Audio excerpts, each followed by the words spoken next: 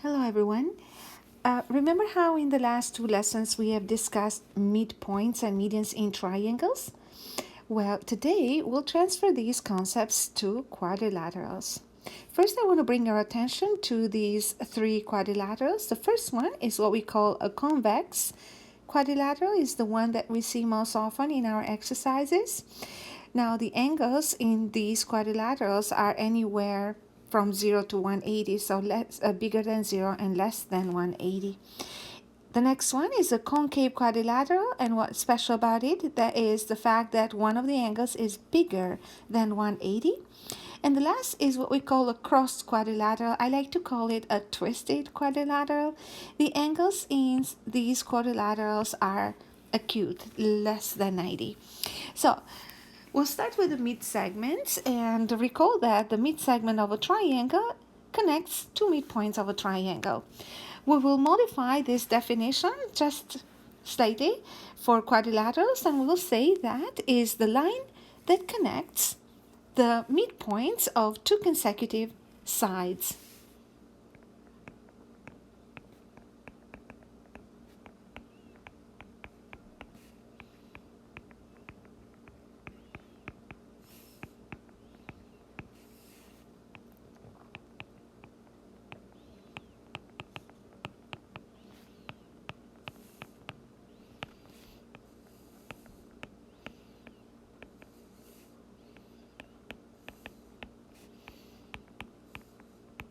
Okay, so before we move into the theorems, we are going to go over a simple and, I hope, fun exercise. So what we want to do here is use the grid and the shapes that I've drawn for you. So what you see here on your handout, if you have printed it, is a rectangle, a square, a parallelogram, a trapezoid, and an ordinary quadrilateral. Not that ordinary actually, but a convex quadrilateral, we'll say. And what we want to do here, step one describes, is locate the midpoints of each side. I did that ahead of time because I was having trouble actually connecting the points, because sometimes the pen doesn't go exactly where you want it to go. So, and I didn't want to waste the time here, which I'm wasting now. And then once we find the midpoints, according to step 2 here, what we are going to do is connect them, and then we have to think what kind of shape do we get. So I did this with every quadrilateral drawn. So here with a square, I'm sorry, gosh, with a rectangle, I connected the midpoints and I got this green quadrilateral. If you think about it, the shape of it can be a parallelogram. If you think a little bit more, then you will think, oh, these sides must be equal, so it's probably a rhombus. The next one, in a square, we think that, well, this is a parallelogram, and if we think more, all these sides are equal, so it's a rhombus. Or if you think even some more, then you think, oh, this angle must be 90 because these are actually equal to each other, so that makes each angle 45 degrees. And then we're going to say, well, it's a square actually. So looking at the next shape, the trapezoid, then we think, oh, it's a parallelogram again. But maybe the reason was because it does have two parallel sides, and that's why we kind of got a parallelogram. And the next one, we connected the midpoints of the parallelogram, we got another parallelogram. But again, it might be a coincidence, we think, because a parallelogram can create another one. And that's the reason why we want to take a look at an ordinary quadrilateral, the one that didn't have any symmetry. And we actually were surprised to notice, or to see here, that we have another parallelogram. So we're going to say it with some confidence now, that the shape that is created by joining the midpoints is a parallelogram.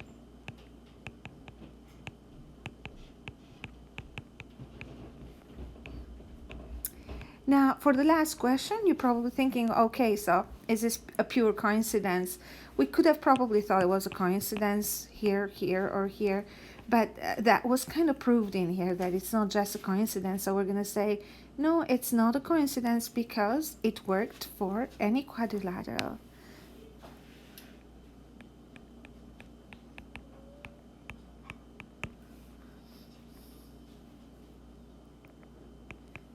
So we're going to say a parallelogram is formed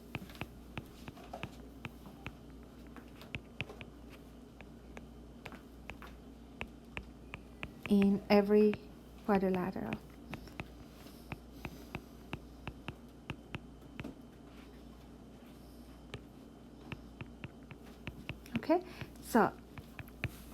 Okay, so these were observations made based on our judgment here from what we saw. So what we are going to do next is prove. So theorem number 1 states that joining the midpoints of the sides of any quadrilateral produces a parallelogram. Again, I just wanted to go over this little T-chart in here. Especially when we solve geometry problems, we want to do that. It's not a must though, so do not worry if you're are not a big fan of it, but it's a good idea. Again, so I would write the given information, and all I know is that A, B, C, D is a quadrilateral. So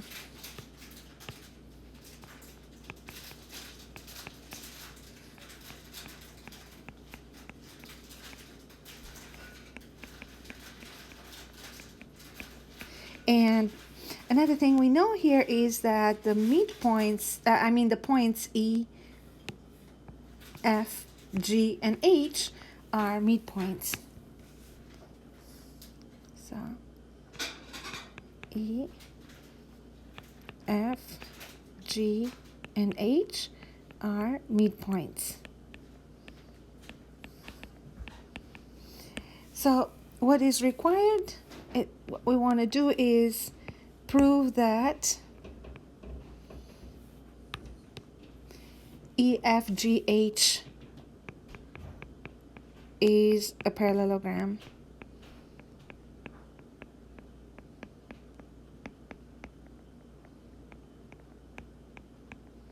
Okay, so this is what we're going to do. Take a look at this diagram. And we're going to think, okay, what happens? Let's connect points A and C together. Okay, if we connect points A and C, then we have formed the triangle ABC. And we'll say that in the triangle ABC,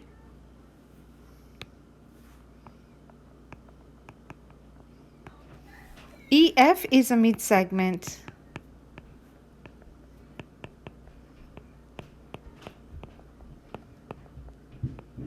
Therefore, we're going to say EF is parallel to the diagonal AC. On the other hand, what we see in here is a triangle ACD. And we'll say that in triangle ACD, GH is a midsegment.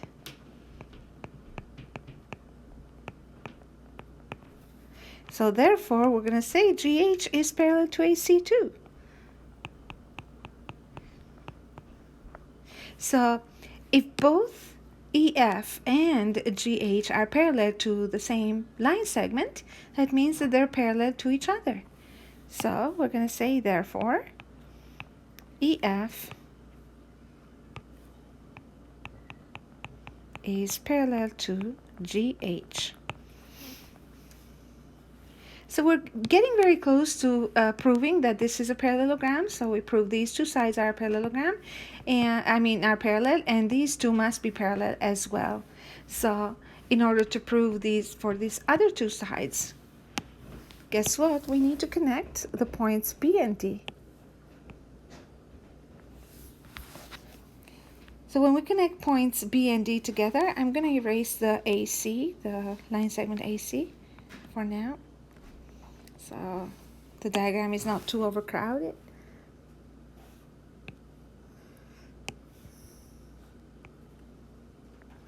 Then two triangles will form, triangle BDC and BAD. We'll say that in triangle BCD,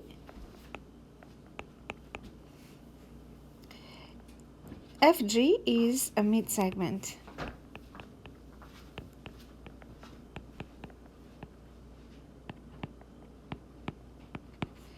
Therefore, FG must be parallel to the diagonal BD. Also, on the other hand, in triangle BAD, EH is a mid-segment,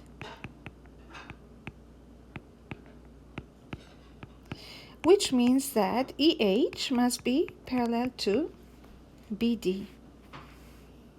Sorry, but I just noticed this.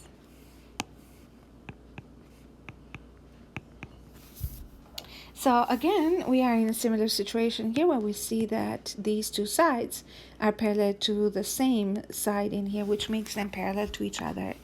So therefore, we'll say FG is parallel to EH. So when you think about it, what is a parallelogram? Is a quadrilateral that has the sides 2 and 2 parallel to each other, and we just proved that. So we're going to say that, therefore, EFGH is a parallelogram.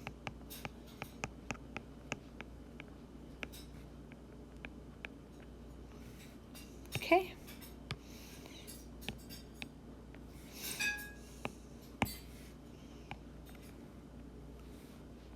Here we go.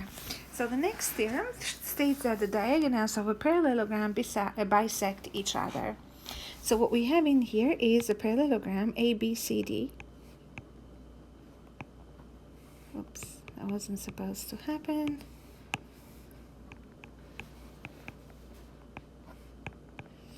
And what we want to prove is that the diagonals bisect each other. So we want to prove that this point here, the point of intersection E, will divide the diagonal DB into two equal parts, DE and EB, and it will divide AC into AE and EC. So we are given that ABCD is a parallelogram,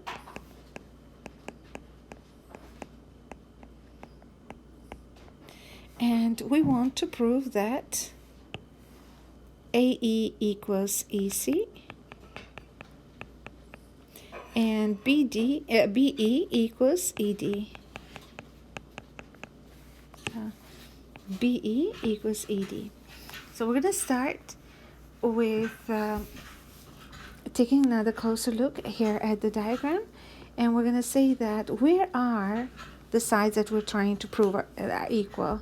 So DE must equal EB, so they belong to these two triangles. Let's see here, or they belong to these two triangles. We can look at it that way. So we can compare. If we compare these two triangles and we prove that they're equal, then that would be sufficient for us to say that we approved that diagonals bisect. So we're going to pick and choose, and I'm going to choose triangles DEC and AEB, and I will say that triangle DEC equals triangle AEB for the following reasons. So first of all, they have two sides equal to each other, AB and DC. They have two angles equal to each other, so DEC equals AEB. Okay, so here we go. So DEC and AEB are equal. DC and AB are equal. And they also have something else in common, which is these angles are equal as well. They are alternate angles. So angle DCE equals angle EAB.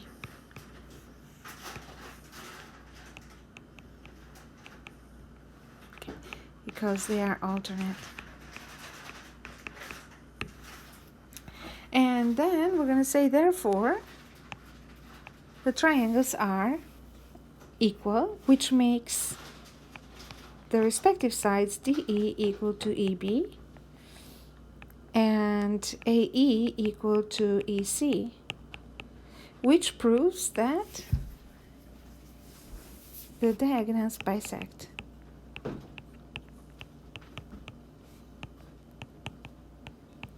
So we'll continue with the exercises in the next part of the video.